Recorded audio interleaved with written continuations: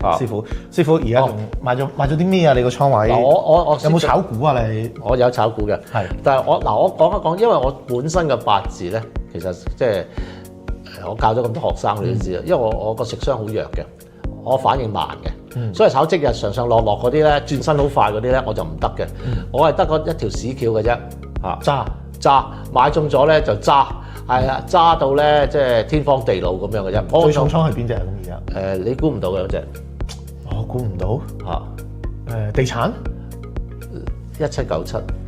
1797咧就係呢一隻嘅東方甄選係啦，已經遺忘咗佢啦，做電商喎師傅，佢本來做咩㗎？教育，佢俾人打到落去3蚊。你都仲揸住？唔係，其實咧佢嗰年咧就suddenly，你記得嗰件事，suddenly就話唔準補習嘛。咁就喺美國度突又打喺大陸啊，突打到2個幾3蚊嘅，3個幾咧又賣咗，跟住最低跌過2個8，仲俾人笑添。